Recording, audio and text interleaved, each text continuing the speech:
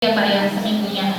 Di kelas 1 ada 4 JP, maka ini nanti di intrakurikulernya dia dituliskan 3, di proyeknya itu nanti ada 1, jadi 3 untuk intrakurikuler dan 1-nya untuk proyek. Kemudian untuk ekskul, di pengorganisasian pembelajaran juga ada yang namanya ekstrakurikuler, yaitu pelajaran yang harus dipelajari tetapi dia tidak masuk ke dalam intrakurikuler. Jadi dia punya jam sendiri, dan kegiatan.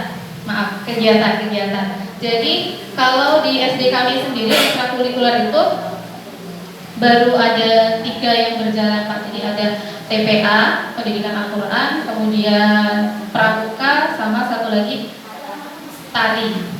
Itu menganalisis kebutuhan untuk mengorganisasi pembelajaran.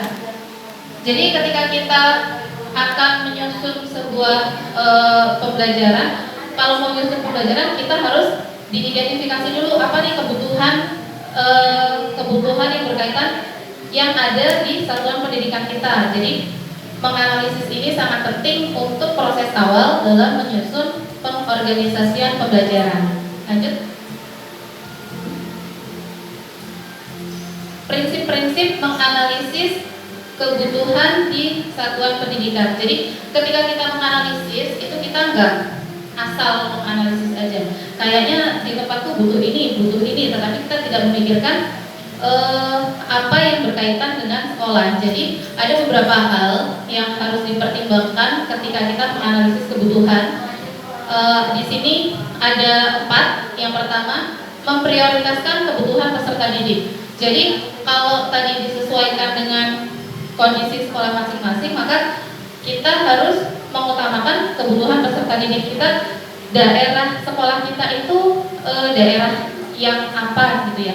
Jadi kalau misalnya kita mau mengadakan pembelajaran, kita nggak bisa memprioritaskan peserta didik, tapi kita nyontek dari sekolah lain, maka itu nggak sesuai dengan kebutuhan peserta didik kita.